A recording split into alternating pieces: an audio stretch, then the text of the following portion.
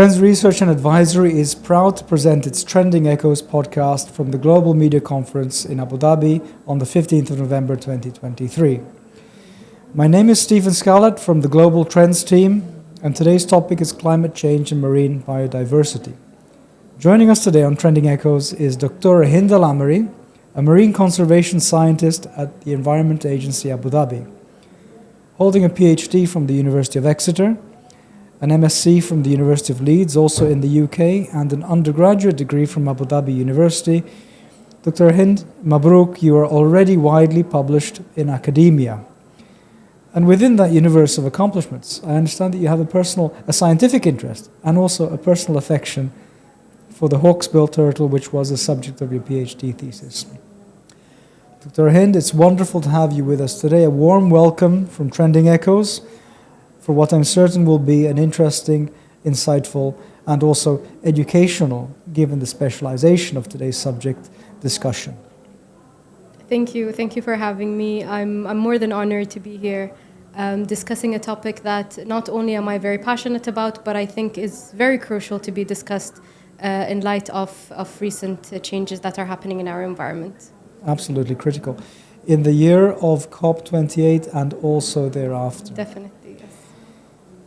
So, Doctora, beginning with a broad question to help our listeners understand the connection between climate change and biodiversity loss, could you explain to us what are the main impacts on marine biodiversity of climate change? Definitely. So, when we talk about climate change, I believe there are three main impacts that might affect our marine biodiversity. The first, and at the top level, would be increase in temperature. And when we talk about increase in temperature, it's not only on the sea areas, but also on sand, in the atmosphere. It can all impact our marine biodiversity. For example, our corals are very temperature sensitive. So an increase in temperature would lead to coral bleaching, and it's something that we have been actually seeing. Another thing I would mention is ocean acidification. And ocean acidification comes because there is an increase in carbon dioxide in our atmosphere. And our oceans actually trap carbon dioxide. But because there's an increase and they're trapping even more, it leads to that change in ocean acidification, thus impacting our biodiversity. And the third one would be sea level rise. So sea level rise impacts our coastal habitats, which are vital for our critical habitats, such as mangroves, that are not only important because they help safeguard our coast, but also act as nurseries for fish. A lot of crabs are there. With sea level rise, that habitat would be destroyed. So you can think of it all as a system, because that's how ecosystems are. If it's one thing that's impacted, everything else that relies on that would also be impacted, whether it was a species or a habitat. It's very complex, especially when we compare it, not to say that climate change per se isn't complex, but something like greenhouse gas emissions is quantifiable, it's understandable, and there's a more or less linear relationship. Yes. But I'm struck by how complex the biosphere really is. Yes. So, if it's possible to say, which marine species in particular, also in the Arabian Gulf, are more impacted by the changing climate? So I think the vulnerability of species to climate change would depend on how a species actually, or how much it depends on temperature, or how much it relies on temperature. Right. So if we go back to my favorite species, the sea turtles. So sea turtles are cold-blooded reptiles. So they depend a lot on the external temperature to regulate their own. So when we say there's a change in temperature, and another fact is that temperature is actually what decides if it's a male or a female when they're developing in their eggs. So if it's actually very hot, it will be more females. So if you think of it in the context of climate change and increase in temperature, would our population all be feminized? And if they are, where will the male population be? And then that reproduction rate would go low or will be non-existent at all. So we risk of having that species extinct, which are actually maintaining the health of our corals. And then that would also be degraded. So again, going back to that point where it's all connected. So one species, although it might seem not important to some, but they are part of an ecosystem, and not having them there would lead to catastrophic events. That's incredible. I think it's an underappreciated aspect of the climate debate. Yes. To the lay people, we attach ourselves to simplistic notions. But I know that in Europe these days we talk a lot about the bees, of course, because of pollination, but I had no idea of the relation between turtles and the health of coral ecosystems. Yes. That's really incredible. We're seeing some very unusual things. I remember 2 or 3 years ago there were some orcas, and I think they were proper North Atlantic orca species that had wandered into the Arabian Gulf, and they do every now and then. Yes. So presumably, if the water temperature continues increasing, we won't maybe see them that often anymore. So even with climate change, there is a risk of change in migration routes. So maybe that's part of it. We're also seeing whale sharks in our seas as well, which is not a very common sight, but we've actually been seeing them. So I'm not sure if it can be attributed to that, but one of the impacts climate change will have on marine biodiversity is a change in migration routes because of the warmer temperatures they're facing in the oceans. And some of these species, like the cold temperature or like the warmer temperature, so it will have that shift in distribution, shift in abundance, and again a shift in their migration routes. I can imagine. And also the success of the reproduction. Yes. There must be an impact there. Yes. It's incredible how connected everything is. So what about the marine food chains? We're discussing complexity. It's not just one species, but that one species is a member of a food chain. If it's lucky, it gets to eat something instead of the other way around. It gets eaten by something. But how would you characterize the impact of these changes on marine food chains? Well, it's almost the same. So because larger species depend on, like, for example, again, going back to sea turtles. So sea turtles feed off sponges, and sponges that are found in coral areas. And corals, if there is ocean acidification, won't be able to thrive. Right. So again, that food chain would be depleted. And then as well, a lot of fish depend on coral nurseries or coral areas as nurseries. And then it would also impact us as humans who consider seafood as a major food source. So it's not just them as species, but it's also us as humans that would be impacted from climate change. So it's that whole. So it's not just affecting the bigger species or us as humans. It's also impacting the smaller plankton, the bacteria, the shrimp, like all the smaller species as well. So, yes. Well, fascinatingly, you've brought now humans, obviously, into the picture, not only on account of the global warming and temperature change in the oceans, but also on account of our unfortunate habit to consume large amounts of seafood. Yes. So on that topic, how would you describe, but I think I know the answer already, the impact of overfishing or destructive fishing on the marine ecosystem? And is there a way to make fishing sustainable and less damaging? So overfishing causes depletion in our fish stocks. And that again goes back to the ecosystem being in an imbalance and impacting us as humans not having enough to fish and not having enough to source, which is a major food source. And then it also impacts the species that depend on these species as well, like that depend on them as prey. So that would impact their nutrition, like their source of nutrition, and them also foraging in these areas.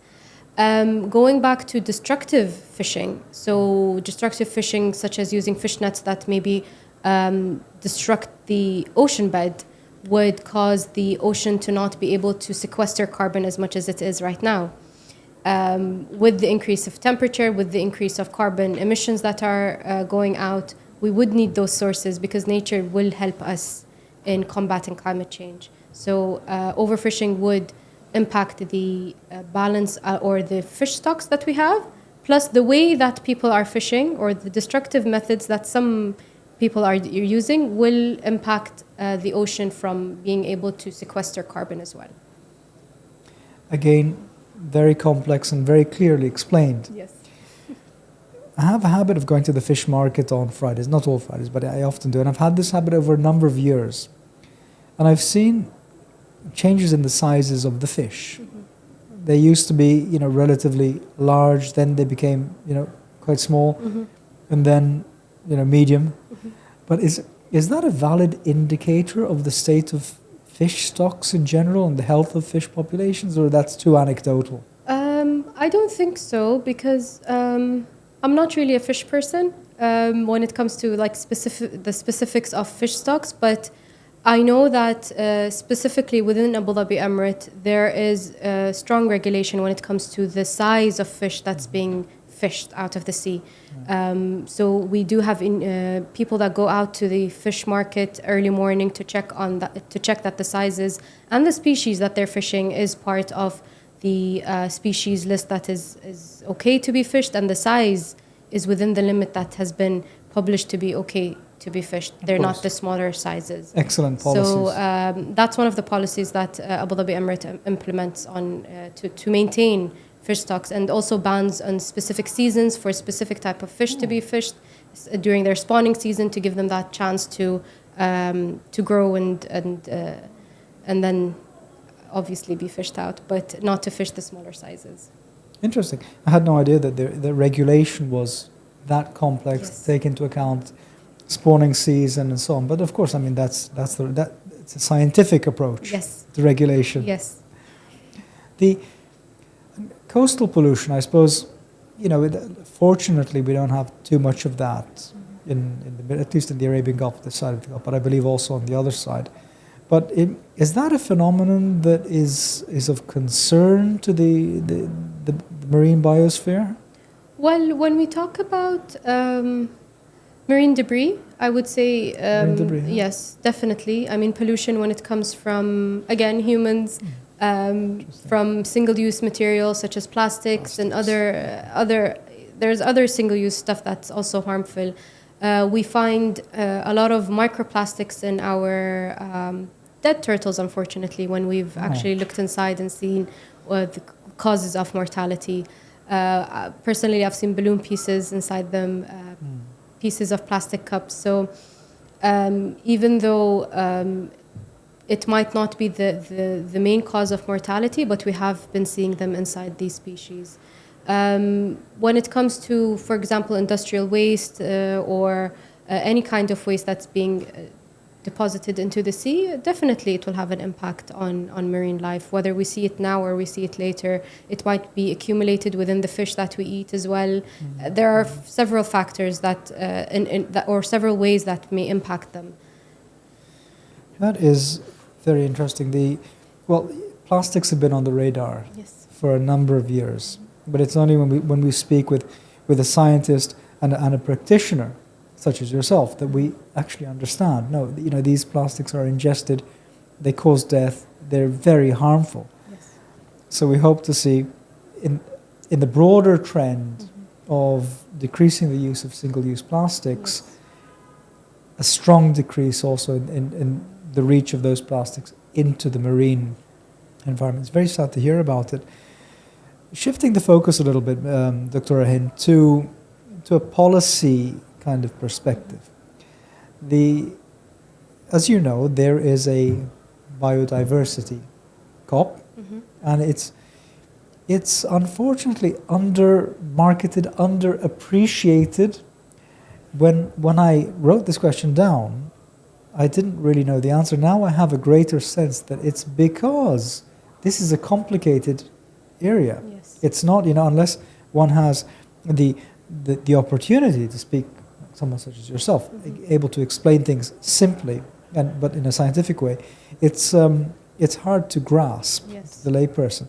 But in your opinion, what explains the reason for that, for the biodiversity policy, international policy, and multilateral effort sphere having apparently less momentum than the other COP?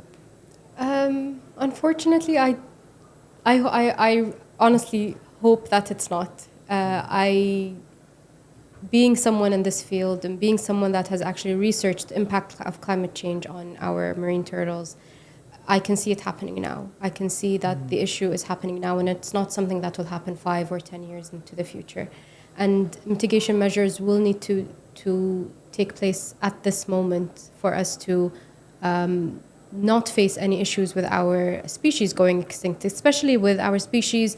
The majority of them don't have that.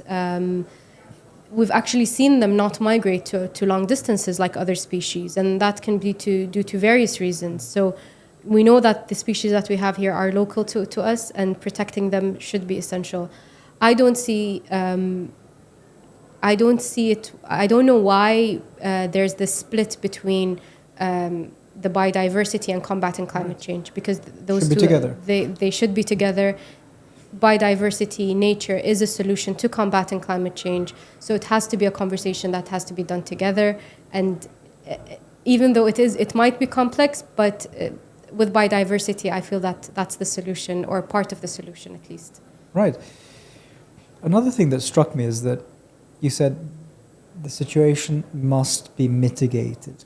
There was no talk of adaptation because, of course, there isn't an adaptation discourse. Yes. Right? It has to change. Yes. These factors have to be reined in and hopefully reversed so that the marine ecosystem and the terrestrial ecosystem can prosper. That's the solution. Yes. Mitigation on a multilateral and policy level, and we hope to get there one day soon.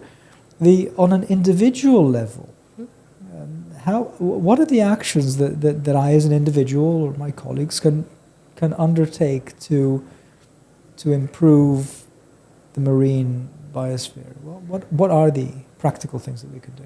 I always say education. Right. One must educate themselves Before anything else.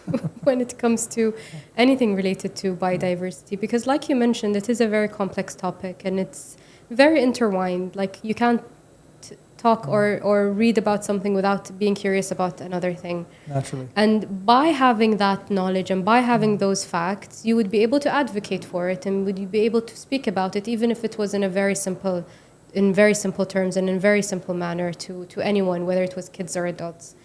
And then from it, a person would know what they can do. For example, reducing their carbon footprint, using sustainable material, using sustainable food sources or fish sources as well. So I think all of these actions would come from a person themselves being very much educated in what it means to have biodiversity in a stable manner, and what it would mean if we don't have that stability in our ecosystem. And then everything else would follow. Well, I mean, of course, that everything starts with education. And I'm wondering whether somewhere on the school curriculum, hopefully protection against biodiversity loss appears, at an early age. Yes. Right? The earlier the better, because education, once you understand, you're in the position to take actionable steps that make a difference on that. And with kids, I feel hands-on experience, like not actually just giving them and talking to them or giving them the presentation or the lecture or whatever it is they do in the classrooms, but actually taking them, for example, to the areas where we rehabilitate species or out in nature for them to even appreciate it more. And that's how my story started. It's because my parents had this very, our trips had always had this nature part in it, even if it was within the country or outside the country. And that's what sparked my interest and my curiosity to pursue a career in this field, because I was very curious to see why ecosystems are the way they are. Why is it a cycle? And what would happen if something got disrupted? And that was the spark that started my career and my degrees. And I think that's essential when it comes to kids, because their mind is still fresh, and having them really see it hands-on is important. And the positive behaviors. So we should educate the parents as well. Definitely, yes, definitely. It seems to me that, again, you're a scientist, so it's second nature to you. And we're a think tank, so we do things in a certain fashion, not quite at the level of academia, but we use statistics, analysis, and so on. So what would you see as the role of of the scientific research, roll everything up, the academy, the think tanks, Yes. in this field to help to prevent and protect the marine ecosystem? I think research is the basis of anything that comes into action. So, for example, a lot of our marine protected areas, a lot of our fishing bans have actually come from surveys and research that has been done on our marine species and at our seas, knowing that, for example, these areas are populated with a dense number of dugongs or sea turtles. It was designated as a protected area. So research, I feel, is the basis of crafting laws, of, like I mentioned, establishing protected areas and any necessary fishing bans that are deemed necessary to protect our environment. And that's where I feel the role of think tanks, universities, research institutes come in, because there's a lot to cover. And there's I spent 4 years studying just how sea level rise in temperature will impact a hawksbill turtle in Abu Dhabi. And that took me 4 years. So it's a lot of time and a lot of effort and a lot of field days that needs to be spent and done. And if everyone comes together, we can advance research in this area, which would help develop, like I mentioned, any necessary measures that are needed to protect the species and habitats. Mm-hmm. Well, again, it's very clear. It's very clear what the linkages are, from research directly into policy. Yes. And naturally, my colleagues in surveys will be thrilled to hear that the basis of regulatory and legislative action was a survey. Yes. Of course, it has gives to you an be. educated. Right. It's an educated thing that you have, and Right. yes. Yeah, that's really terrific. Do you see a role for technology in this field? Again, for exactly the same concept, the application of technology to improve marine ecosystems. Technology will help research a lot. Mm-hmm. It will help coming to when it comes to analyzing or surveying. It would be quicker and faster, resulting in quicker and faster policies made and everything else that comes Speed. from it. I know AI is something that is being implemented in different fields right now when it comes to research. For example, identifying the species from a drone rather than you actually going out and seeing the species and all the time that's spent outside as well. So it will advance research a lot, knowing how to or where to and what it can come from it is something that needs to be discussed further and researched further to see how technology can actually be implemented in these areas. So definitely advances in technology will help. Mm-hmm. Well, with the AI shines when it comes to handling very large data sets. Yes. And so as we've said, the more surveys, the more data, the better, and that if it can be processed in a better and faster way, because speed is of the essence, isn't it? Yes. Speed is so important. This is also what I get from your comments. It's loud and clear. Yes. We have to move fast. Once a species is gone, it's more or less gone. Because climate change is fast and we have to Yeah. beat it, basically. So we have to. we have to beat it. We really do. Dr. Hind, you have brought together several themes that we knew in an abstract sense, but certainly reinforcing the interconnections in an ecosystem between and among the species, involving human beings, unfortunately for the most part historically, but we hope more positively in the future. And of course, also in terms of those factors that we believe will make the situation better and much better, such as education, the importance of research. Delighted to hear that. Yes. Unsurprising from a scientist and a PhD holder.